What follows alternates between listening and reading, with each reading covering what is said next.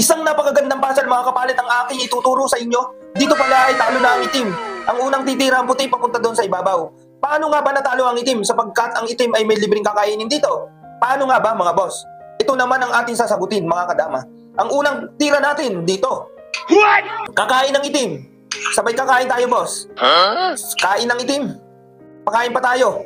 Sabay pakain pa uli. Dalawa. Sabay kakain tayo tatlo. Kain ng itim. Kain tayo. Tirang itim. Pinabalik pa. Tira doon. Tira tayo dito. Yun.